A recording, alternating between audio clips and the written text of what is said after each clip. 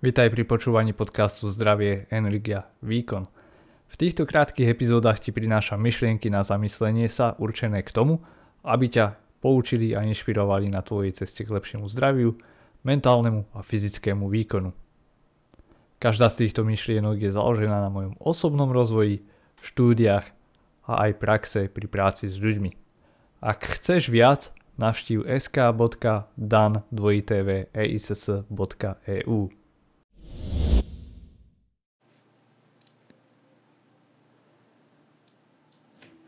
Výživové doplnky, multilevel marketing.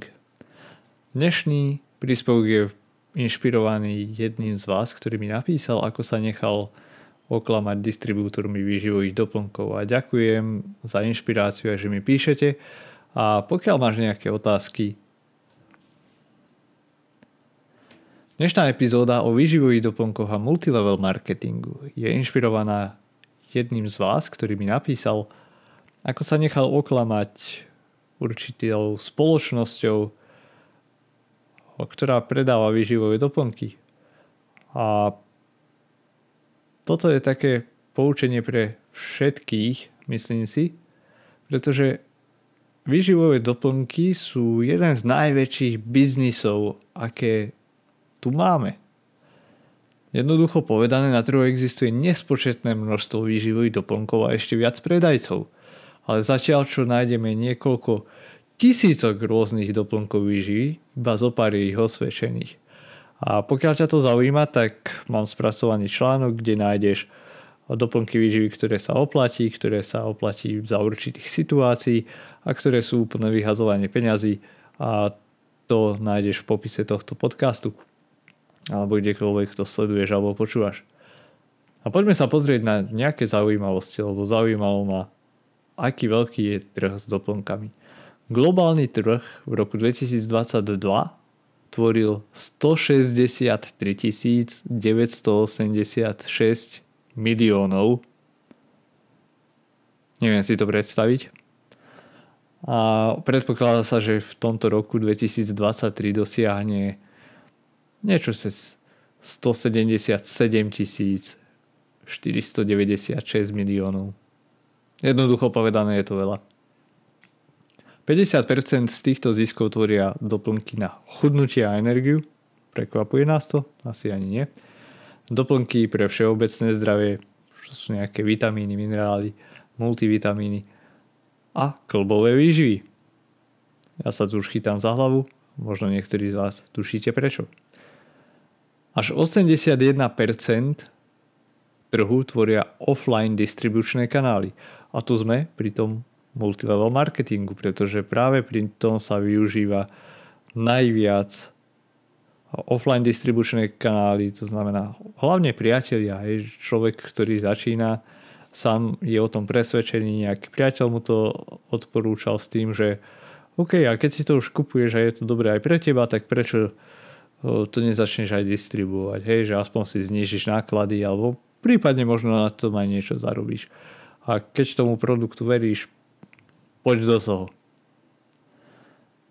No. Takže z môjho pohľadu, na čo chcem upozorniť, je tu hneď niekoľko vecí. Prvé, ľudia veria, ale skôr dúfajú, že im doplnky pomôžu. A niektoré naozaj majú efekt a sú nápomocné. Nehážem všetky doplnky do jedného vreca. Veľa doplnkov je takých, ktoré majú využitie v špecifických situáciách a nie každému pomôžu. Ale ak ti niekto tvrdí, že ten doplnok ti pomôže napríklad schudnúť, aj pribrať, aj na energiu, aj ti to vylieči krče a aj neviem čo, tak sa maj na pozor. To je proste obrovská červená vlajka. Väčšina doplnkov má nejaké svoje špecifické využitie na jednu vec. Druhá podstatná vec. Doplnky sú doplnky. Žiadny doplnok nie je taký dobrý ako spánok, vyvážená strava alebo cvičenie. To som spomínal, v bežeckej komunite častokrát sa bežci pýtajú na kĺbové výživy a na nejaké doplnky, hlavne magnézium. Magnézium pomáha. Prečo? Pretože veľa ľudí má nedostatok magnézia v strave. Ale tu je väčší problém. Prečo máš nedostatok magnézia v strave? Nie je to nejaký minerál, ktorý by bol strašne ťažký získať. Už len keby si zaradil 5 porcií alebo 4 porcie tmavej listovej zeleniny do jedálnička za deň, absolútne nebudeš mať problém s magnéziom. A nemusíš len to, môžeš si dať tekvicové semienka, môžeš si tam dať aj banán, alebo veľmi jednoducho sa dá získať magnézium na nejakej vyváženej, trošku rozmyslenej strave a nepotrebuješ žiadne doplnky. Pokiaľ máš deficit toho magnézia, jasné, potom ti pomôže aj ten výživový doplnok.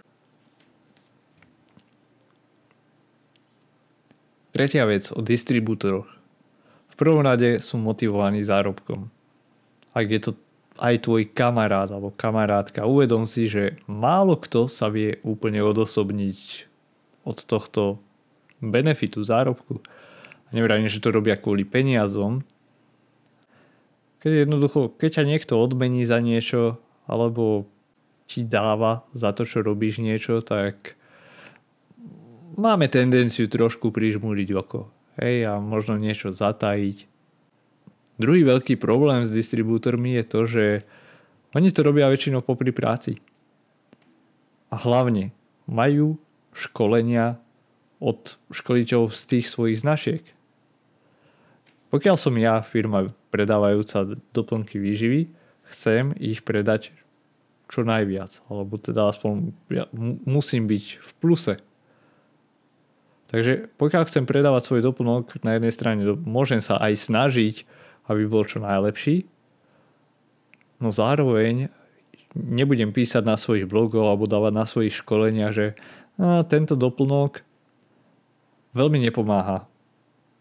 A možno by bolo lepšie namiesto tohto nášho 40-eurového si kúpiť, tamto 5-eurový, ktorý je bez značky, alebo zo supermarketu, alebo to bude bežné jedlo. Alebo že keď sa človek vyspí, tak možno o pol hodinu dlhšie, tak nepotrebuje náš výživový doplnok.